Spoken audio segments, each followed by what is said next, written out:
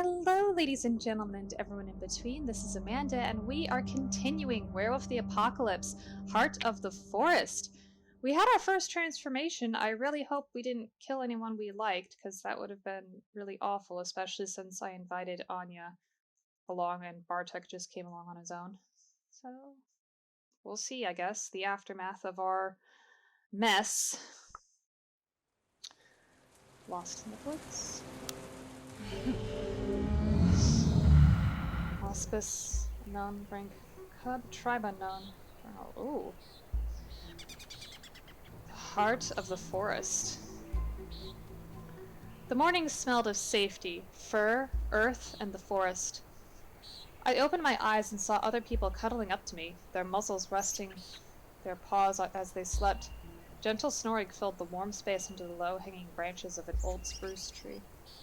Oh, her physical form changed again. Now we're a lupus, so I guess we're full-on wolf. So I guess you can change from human to a wolf to a more, I guess, traditional werewolf. So that's kind of cool. I'm almost at willpower, so I'm gonna say I went outside. Stepping over the sleeping forms, I made my way outside. Alone, hiding in the tall grass, I sniffed around. The sky was bright and the forest around me was dark and full of interesting smells. High in the trees, birds yelled about status, sex, and violence. I was in danger. Memories started to come back. Something was wrong with that picture. Something's wrong. Obviously, we're a wolf, so I'm going to say memories start to come back. I don't want to lose all my rage, and it's still considered low at this point. Something opened in my mind and memories started flooding back. The run through the night, the bite, the strange dream about being a werewolf. A creature stirred in the bushes nearby. A tall, dark silhouette, a strangely familiar smell. Well, let's just tense up. If it's someone familiar, it's probably someone we know. I tensed up and watched the human as they looked around. Maya, there you are, they said when they noticed me. It was time to get out of there. I spasmed. Okay, and now we're back to being a human. Suddenly, a feeling like cramp or a spasm surged through me and everything changed. I was Hamid, the human form. My body started resetting itself to the familiar shape, and it hurt. Bones broke and fused again. Muscles and sinews moved under my skin. I cried and thrashed. Then, panting and sweaty, I was human again. I hit the ground with my bare ass. Colors exploded. The morning breeze suddenly became cold, and I shivered. I looked up. Confused, I looked at the person approaching me. Oh, it's Cornell. You look cold. Cornell snarked and threw me a bundle of clothes. You better not change for a while. They won't survive it. Not until you learn the right, at least. I took the bundle. I snatched the bundle and started pulling the clothes on. Sneakers, loose-fitting jeans, a hoodie with a unicorn. They fit perfectly. I thought about the previous night.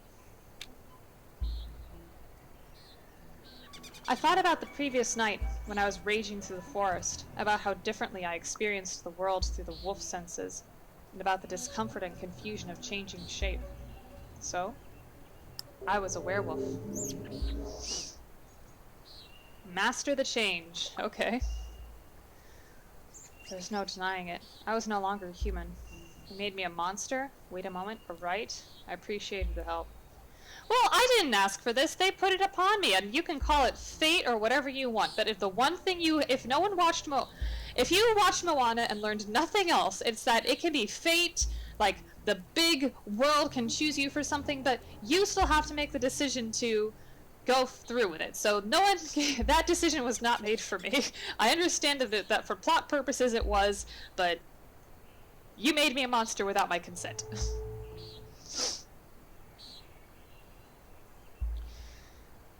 You infected me! I lashed out, still feeling the pain of the bite. You turned me into a monster. You were born this way, came the answer instantly. The bite only awakened your true nature. We just stood there for a moment, comfortable in silence. I was wondering how one usually learned that they were a werewolf. How come nobody knew about werewolves? Or not about his story?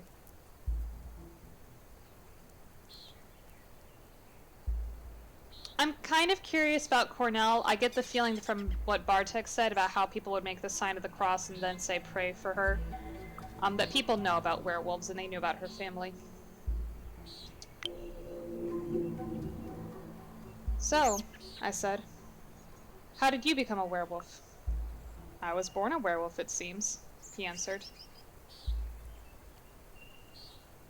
So again, that was not what I meant. Well, I'm gonna ask again. No, I'm gonna say that's not what I meant. I think he knows that's not what I meant, but still. Oh, I mean, when did you... I hesitated. You know, change. Oh, that. I was serving in Afghanistan. There was an ambush. Stuff happened. What stuff? Stop being vague! Well, actually, no. He is a war veteran, you know. Sometimes you just don't want to talk about things. What stuff? I asked. Werewolf stuff. He wasn't very forthcoming. They sent me home with PTSD, and once home I got found by others. They needed someone who knew how to fight. Why? Why? I asked. We were the real eco-terrorists back then, my pack and I. But I realized that violence only breeds more violence, and it's not the way I want to follow. But how come nobody knew about werewolves? It doesn't make any sense, it suddenly struck me. How come nobody knows werewolves exist?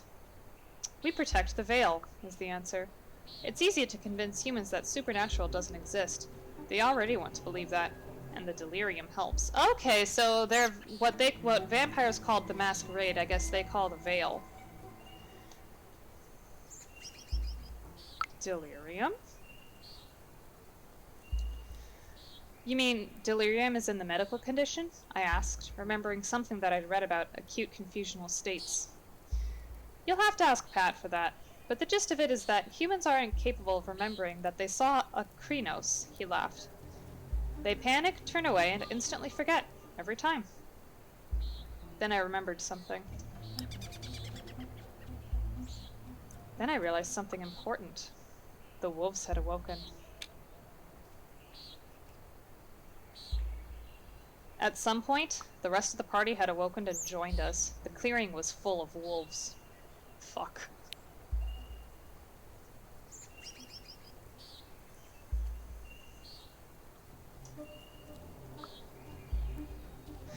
Fight or flight! The wolves were closing in on me.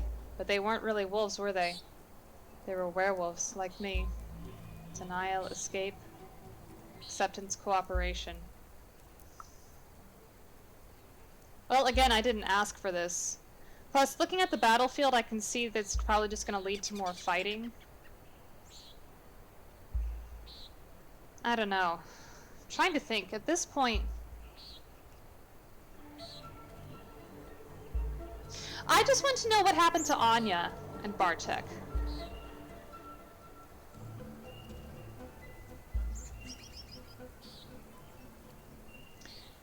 I mean, if we're gonna go along with this whole fate nonsense, then I guess we do have to accept it. And plus, if I am a werewolf at this point, it's probably... No. No. I didn't ask for this.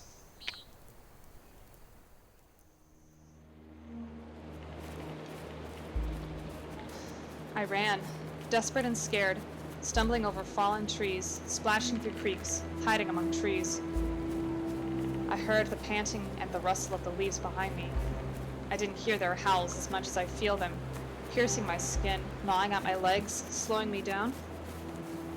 The path under my feet was straight and clear. The undergrowth parted before me and closed as I passed, offering me shelter.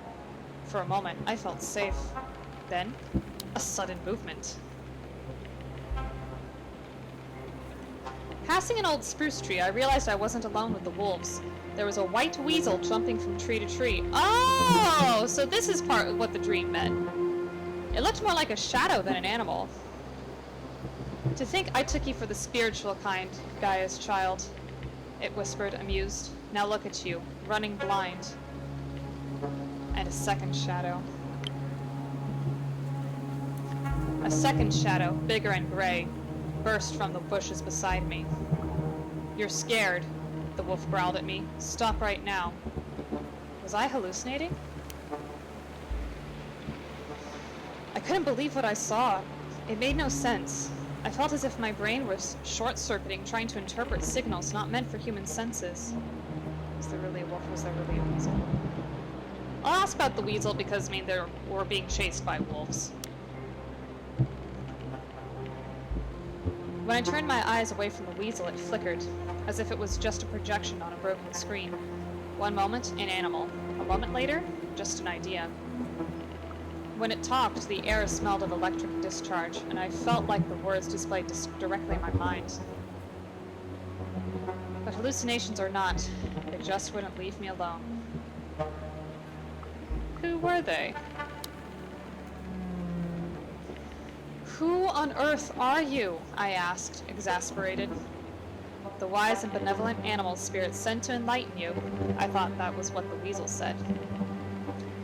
"Because you were scared and stupid and ran away," added the wolf with a sad grin.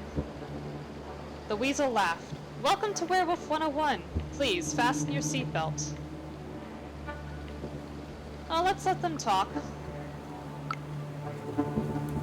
Good, my cunning went up. I like that. I didn't slow down, but I let them talk. As they say, better the devil you know. So they talked. In the beginning, there was Gaia, aka Mother Earth, and she gave birth to a mighty breed of warriors, the weasel began. It sounded electronical, like a teenager reading a Wikipedia page over a voice chat.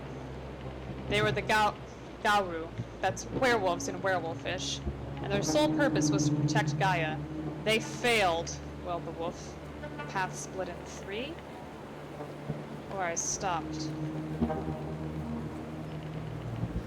I think, I don't know, I would stop and listen, but the path splitting in 3, I don't know if that seems symbolic or, maybe I'm probably just looking too into it. Let's stop.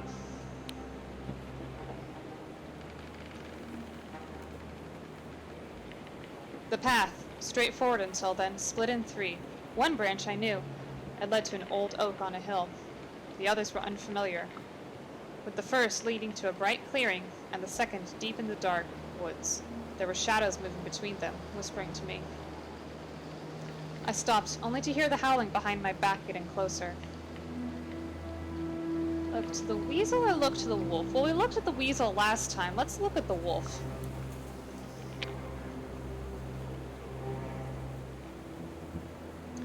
"There's danger everywhere," shrugged the wolf when I looked to her for advice. "Thanks for nothing." The weasel cleared his throat, continued with the lecture.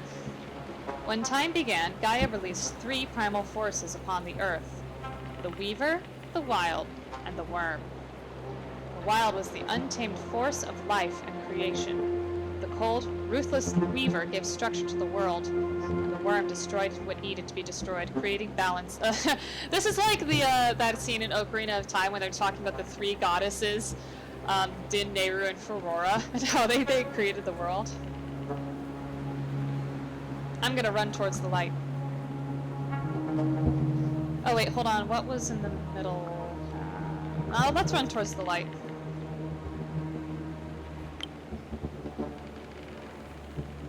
I ran toward the light. I had to get my bearings. The weasel started laughing. But then the weaver grew too ambitious and trapped the worm within its lifeless web. The weasel started laughing, and I realized that the clearing had been cut through the forest to make way for power lines. I doubled over in pain. The worm went insane and turned against all of creation. The weasel's voice became distant, but the weaver didn't stop. 1,000 high-pitched voices exploded in my ears, speaking words I could almost understand, overloading me with stimuli. I started thrashing.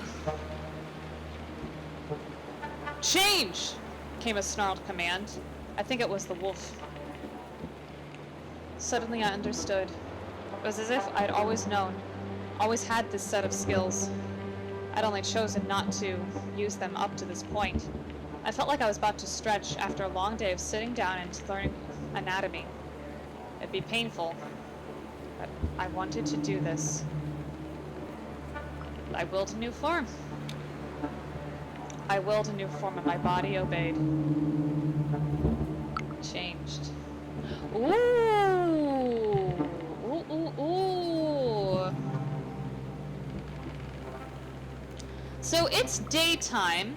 I don't think we want to be anything too outlandish, so let's just go with a really large wolf, because those other wolves are probably going to catch up to us, and I want to be big enough to deal with them. I don't know if that's the right way of thinking, but it's my way of thinking right now. I was Hispo, the monstrous wolf form. The pain was overwhelming. My spine cracked and twisted. My knees and ankles broke and I fell on the ground. My jaw shattered and rearranged itself. My whole skin was on fire, rippling and sprouting fur. I howled in agony. When I rose, panting and spitting blood, I was Hispo, with strong paws, mighty jaws, and a mane of fur. More than a wolf, scary and monstrous. It hurt. The change hurt more than I expected. There was a soft, cool feeling on my skin. Then my brain exploded with a myriad of smells and sounds, giving me a newfound awareness of my surroundings. My eyes were weak in comparison, but being able to tell light from darkness wasn't necessary anymore. Why am I still losing health? The noise grew even louder and I felt blood dripping from my ears. The Weaver hates everything that is too wild, the wolf snarled. Do I know what to do?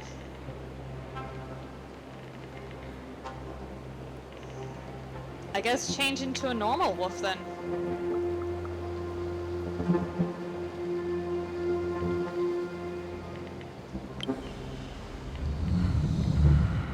I was Lupus, the wolf form. I doubled down in pain.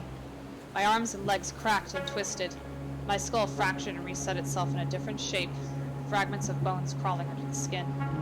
My skin was rippling and spouting fur. I howled in agony. When the pain subsided, I was Lupus, seeing the world in smells and sounds. The world shifted. Not much, but enough. I became leaner and faster. The noise grew louder. Why am I still losing health?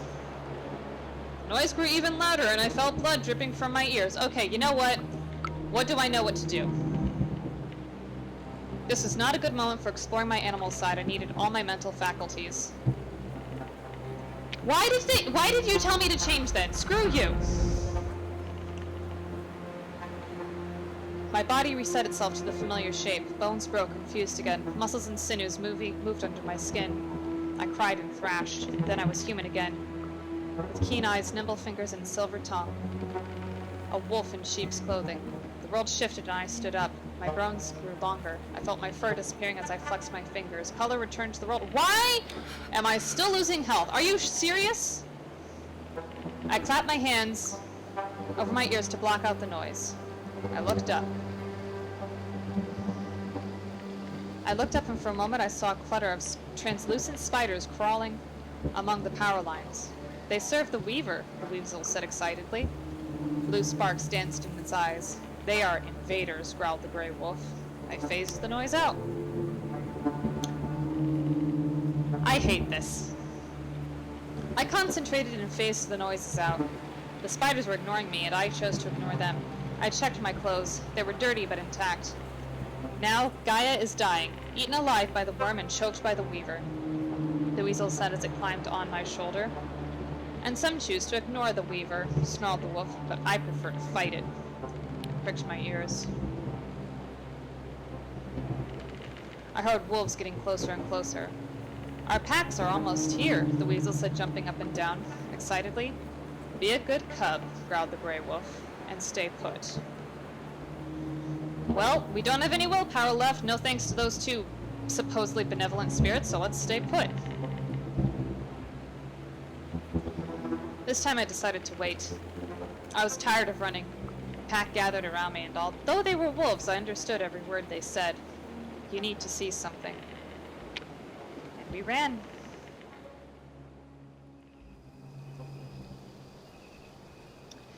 You're a cub, so you have special privileges, said the weasel. Pusha will grant you a vision.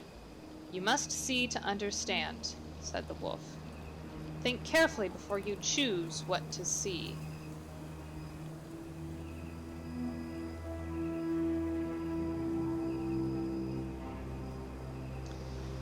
Let's go to the barrows, because we've learned a lot about the forest. I guess our future is that we have to protect Pushja, but we haven't learned anything about our family. We don't even know, like, who her father is, or who her grandfather is, or if they're still alive.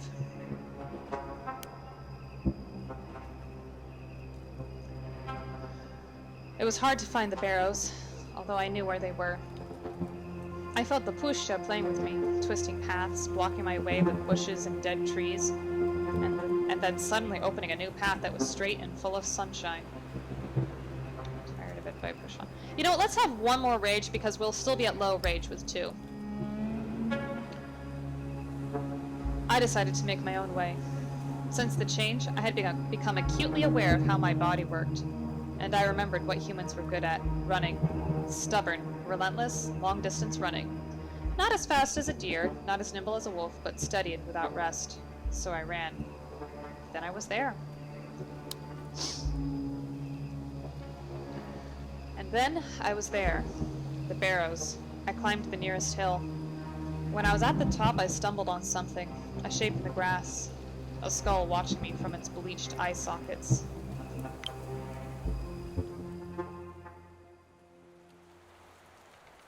There's a swirl. It starts deep within me, and then it explodes. Everything is in motion, and there is no center anymore. I see a bird, I see a forest, I see a village.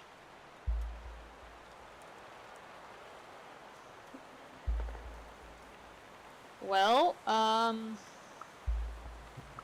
think the forest is too obvious an answer. The village is I'm leaning towards, because we're supposedly from Bialavisha, and I don't know what the bird is supposed to say. So I don't know. I kind of like the bird because it's random, but I feel like saying the village would make more. I don't know. It makes more sense to me in the context of what we have. There is a village in the forest, and there is the howl of a wolf. People stop and look around, frightened. The howl is like a keen. The houses are mere huts. There's almost nothing that protects the people from the forest. Their clothes are rags, their feet are bare, their hair and long beards are unkempt. There are wolf cubs. There are wolf cubs, then there is blood. Then the howling begins. The mournful, blood-curdling keen of a mother who has lost her children. Watch, whispers the voice in my head. Watch and remember. So I watch. So I observe, too frightened to do anything else. The forest senses my fear.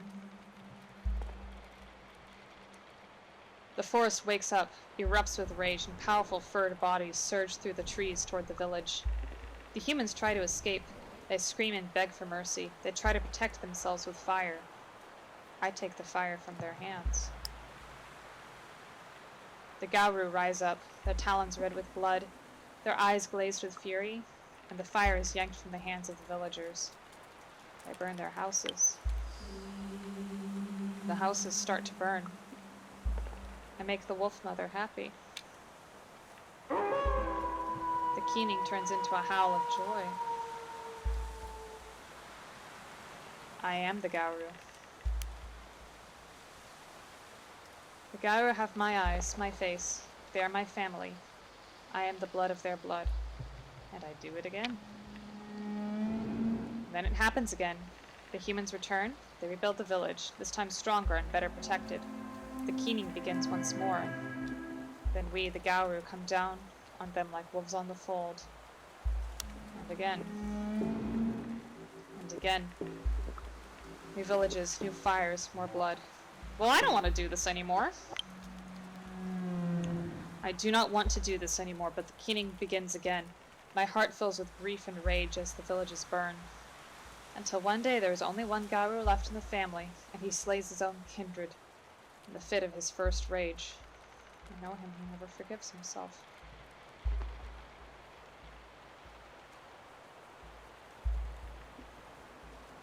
I know him? He is young, but I recognize someone in him. An old man I knew. I know. He used to tell me stories about the forest before my mother took me away. I can't move. I stay there and I watch, but I can't move. My throat burns, my stomach is in knots. I want to scream, but I have no mouth. I feel the fire. I smell the blood. I smell ash and tears. I see the large ash-gray wolf looking straight at me. Her eyes are golden. She weeps. It is what the Pusha wants, she says to me. It is your duty. It is you. Come with me, child. Be my fangs and claws. There is no one else to be my cub. Come to me, child.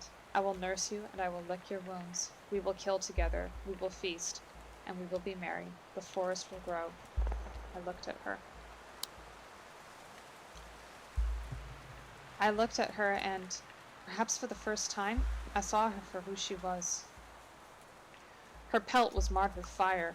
Her eyes were smoking embers. Ash was falling from her heaving flanks. She looked old, ancient, sad and alone. She was mourning incarnated. She was Kazin's mother. Yeah, Kazin's mother, I guess. She was Kazin's mother, mourning her stolen cubs, howling in the woods, waiting for a response that never came. She was more than that. She was also the Pusha. She was more than one wolf. She was the darkness. Ooh, this is another one that's going to take the story in a different direction. I kind of don't like that we have to keep killing. I'm going to say she's the darkness. Or more than one wolf. I feel like if we say the Pusha, then that means, oh, naturally we have to go and kill the village rather than existing in harmony. Which at this, I don't know. You know, leave the forest alone, leave the village alone, that sort of thing.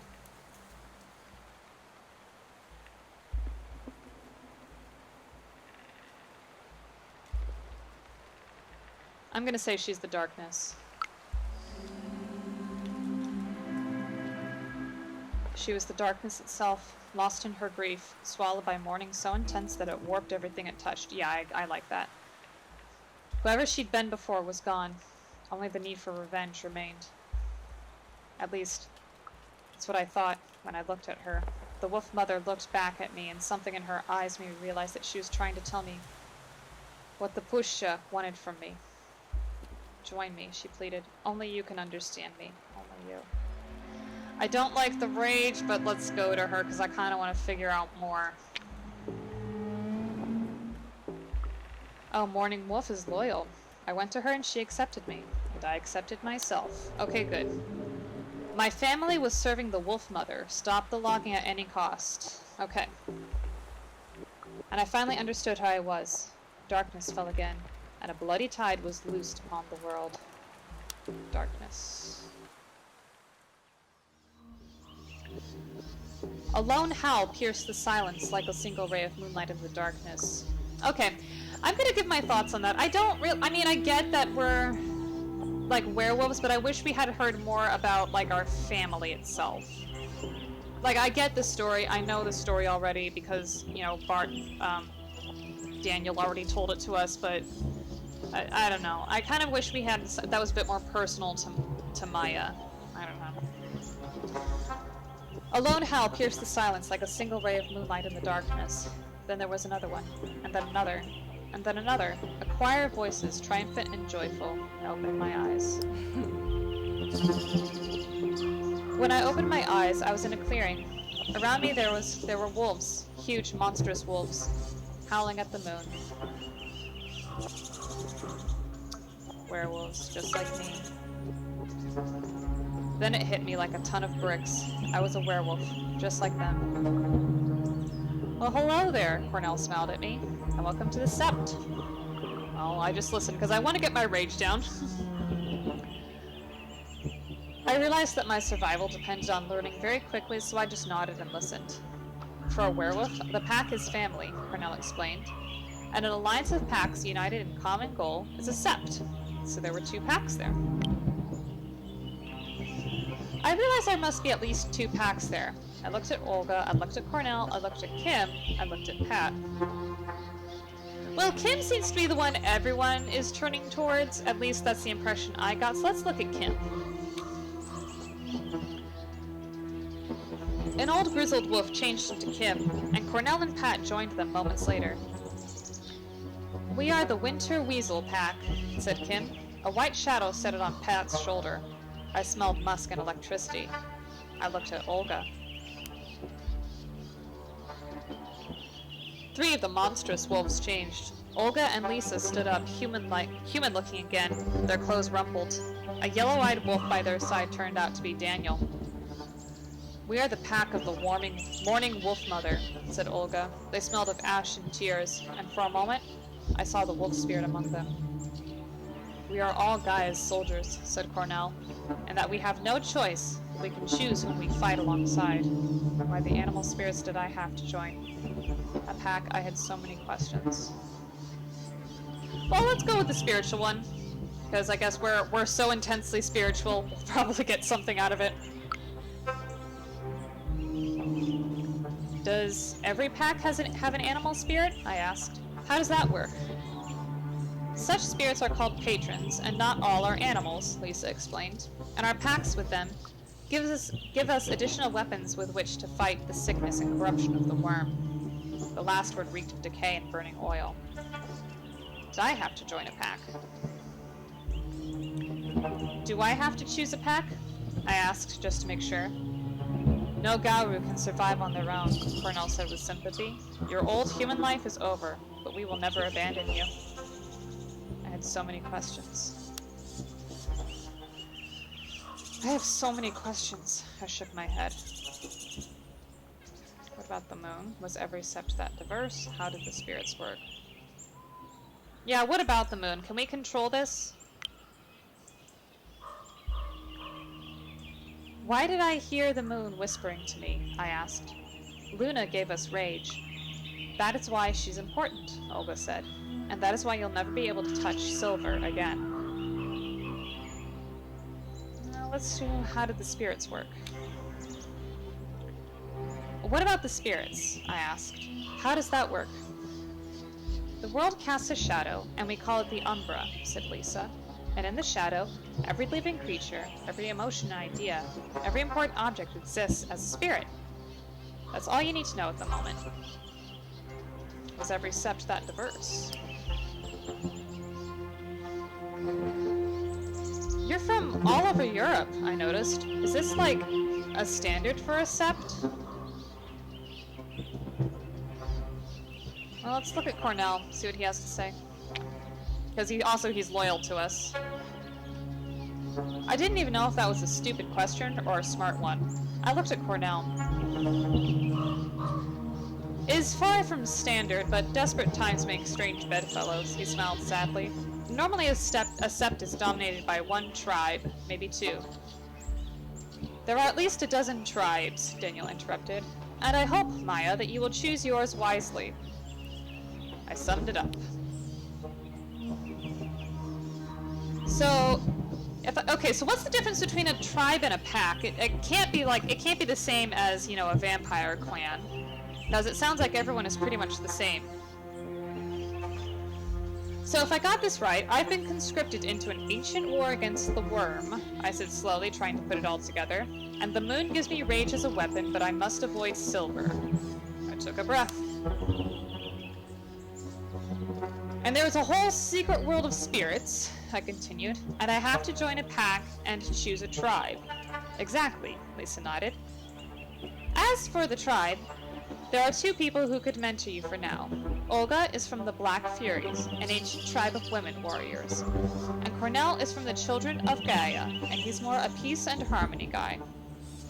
Gaia sounds good, the Black Furies sounded good. What about my family's tribe? Yeah. Hey, What about my family's tribe? I asked. Lisa winced. Daniel sighed. Olga shook her head. What was the matter? What's the matter? I asked again.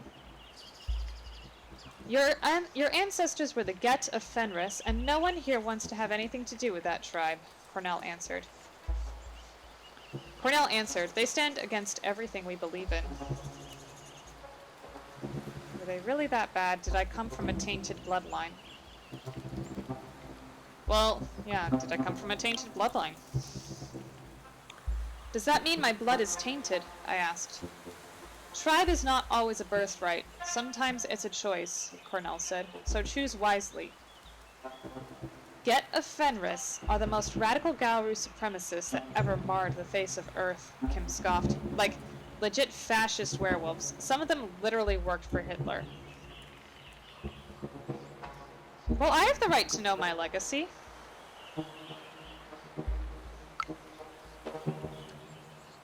Thank you for telling me, I said. I had the right to learn about where I came from. For a moment, we were all silent. I needed to know more about the tribes. There were a lot of werewolves there. Oh yeah, let's learn more about the tribes. I wanted to learn more about the tribes and find an option that would really resonate with who I am.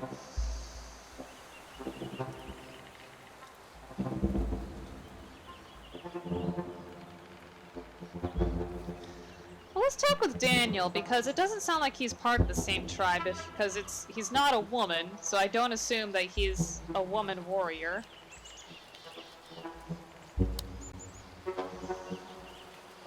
I asked Daniel if I could join his tribe, but he didn't understand the question. I'm a red talon, he said, as if that explained everything. What exactly were red talons? What are the red talons? I asked Daniel. It is the T tribe of the Gauru, who are born as wolves, Daniel explained. Oh, tribe, I forgot he stuttered. We usually don't mix with others, and we kill humans, but since I'm the only one here, I decided that it was better to join the rest. Well, yeah, since he's the only one, it is a wise decision. It's better to have a pack than to be alone, I said. He nodded. There's always strength in numbers. I protect my folk better when there are more werewolves around. Your folk? Wolves. I don't want to lose all my willpower, so I asked him about the wolf mother. The Mourning wolf mother? Daniel fell silent for a moment. She is Kazan's mother. She became a spirit after his death. I knew she was older than that. It's impossible, I said. She must be older. Much, much older. Daniel looked up and then shrugged. If you say so, he answered. I still like her. She knows what it means to be a wolf. That's all I want from him, because I don't want to lose my willpower yet. Thanks. That was all I wanted from him. I forgot who Pat was, so let's talk with Pat. Pat was a glass walker, and her tribe was finding its niche in cutting-edge technological cityscapes, among the strand of the weaver's net. It sounded intriguing. We talked for a while. What was she doing in the forest? So you're basically a city dweller? I observed. All glass walkers are. It's our natural habitat. I feel quite out of place here. Wish it was our home. But that got my interest. Out of place in the forest, excuse me. I feel out of place in the forest. Is it a tribe thing? I asked, interested. That's what it is, she nodded. We use the weaver to fight the worm, and the forest is not the weaver's domain. And I happen to be quite fond of humanity. They have a great potential. She didn't look like a werewolf at all. How did you get a spirit patron anything? No. I wouldn't take you for a werewolf, you know, I said to Pat. She snorted. Why? Well, she's a tech nerd. Oh, now she's friendly. That's good. Because, you know, no offense here, you are a tech nerd. It took some time before she stopped laughing. Well, she said and wiped the tears from her eyes, I am. And I didn't expect to turn out a werewolf either. I was a student, happy with my tablet and coding, and then, boom, I was a Gauru. How did she meet Cornell? How did you meet Cornell? I was curious. I was in his first pack. We were both hanging out with the hacktivist crowd back then. Things went south and he disappeared. I found him. How? How? I asked. Pat rolled her eyes. Girl, please, I'm a tech nerd, so I found him and talked him into coming back. How did you get a spirit patron anyway? How did you get the winter weasel to be your patron? I was curious. I caught it, said Pat. Or rather, I made sure it would have more to eat with me than alone. That's how you catch weasels. Was it a forest spirit? But it is a forest spirit, isn't it? I think it's a weasel, so it gets accustomed to live where there's food. And right now, it's the city. It hunts electricity spirits these days and feasts on them. I had to think it over. Finally, I stopped asking. I had to think over what I had learned. Well, let's talk with Kim. Kim told me a lot about bone gnawers, urban werewolves fighting for the disadvantaged and the marginalized, children of the rat. Did they really have a rat as their patron? Do you really have a rat as the tribe patron? I asked. Sure we do, Kim answered. It's a very good patron, resilient. You want to be like a rat, always managing, always afloat. That's why the bone gnawers protect every single Gaia's child, no matter how small, because we are all valid. They sighed heavily. Now, tell it to the other Gauru, and they look down on you because you are a bone gnawer, and they think they are superior. Prejudice everywhere. I don't want to lose my willpower. Let's not talk anymore.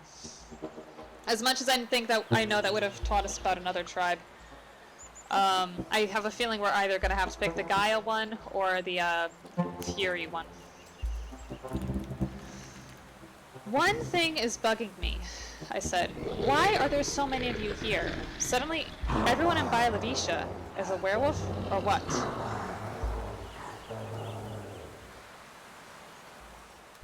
Sorry, just letting the growling stop. You know nothing, cub, Olga laughed bitterly. A mere century ago, there were dozens of packs in these forests. But none of the old guards survived the 90s, Lisa shook her head. We had to start from scratch. Until you showed up, there were only 6 of us, and the 3 of us not even local, Cornell pointed out. 2 packs is too small for their own good. Anyway, before you're admitted to a tribe, you need to prove yourself. What now? Prove myself? I was shocked. Hadn't I proven myself enough already?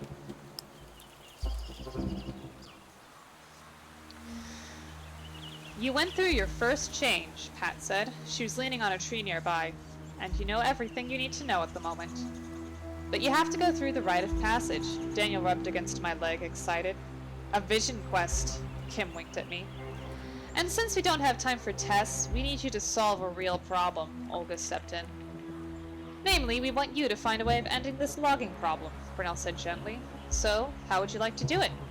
They all looked at me in anticipation. I took my time. I took my time analyzing the situation I'd found myself in. I'd changed. I could shift my shape at will, but my mind worked as good as ever. Okay, so maybe it's a good thing that we're balanced right now. And I knew exactly what I wanted to do. We need to make the loggers fear nature. I need to talk to the spirits. People needed to open their eyes. Well, yeah, I mean, it's about people and what's going on.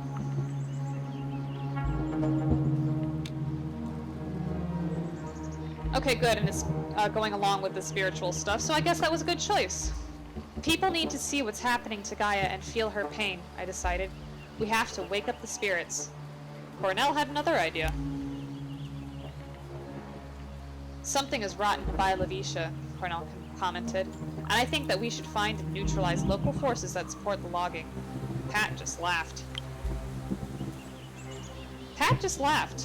We should create a diversion. There are too little of us for a direct confrontation with the loggers. I continued with my plan. I'll talk to the spirits and see what they can do to help us, I continued. If nature itself destroys the loggers' equipment, there's no one to blame. Lisa looked thoughtful. I'll introduce you to the spirits you need to talk to. Daniel beamed. Spoken like a true theurge. You were born under a crescent moon, weren't you, Maya? How did he know? Speaking of which, how did we know? I looked at him, surprised. How did he know? Mom always told me that when she gave birth to me, she saw the crescent moon through the window, sharper and brighter than ever before. I nodded. Well, that makes sense, yeah. Auspicious Third. Shaman, okay.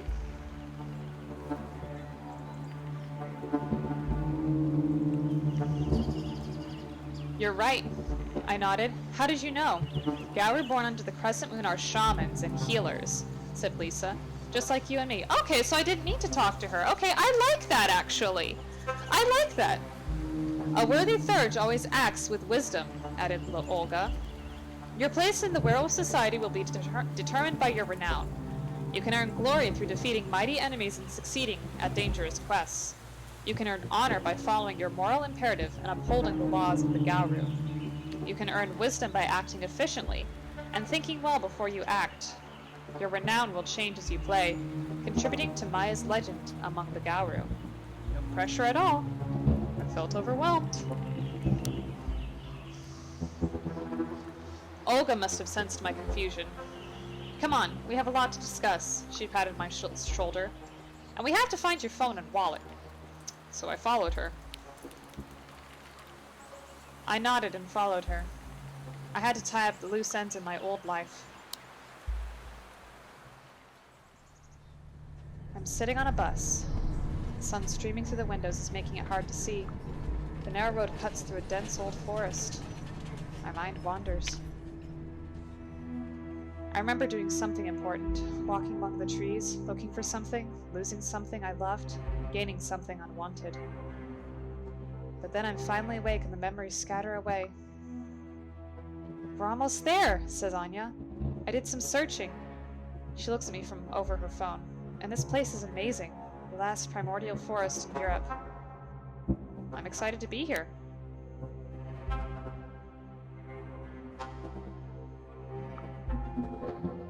I did some search. I know, right? I smile. I can't. When I finish, I start to cough. What, do I have to, like, change the way I think about Anya? I didn't finish, my throat is sore, my lungs hurt. I need help. Anya! I turn to her. She looks at me, worried. You should drink something. Here. She pulls a bottle from her backpack and gives it to me. I take a sip and feel something dry and acrid in my mouth, and then it starts to move. Spiders! I spit it out and see thousands of small spiders, leaving my mouth. Threads of silk cover me, the seat, and everything around us. Well, let's try to get out. I don't want to lose too much rage. I trash at the window. I think they mean thrash. But a few seconds later, I am bound in a cobweb cocoon. There's a hiss. I hear a hiss.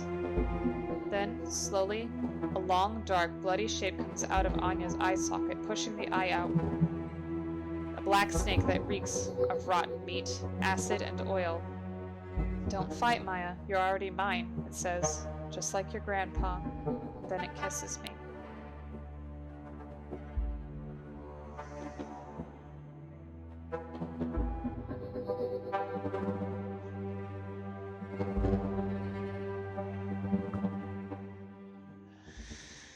Okay, well, hopefully we'll find out what happened with Anya and Bartek next time, but let me know what you guys think. Leave your comments in the comment section down below. Hit like if you like this video. Ring that bell if you want to see more videos like this from us, and don't forget to subscribe if you haven't subscribed already. But for now, I'm Amanda, and I will see you guys next time. Bye!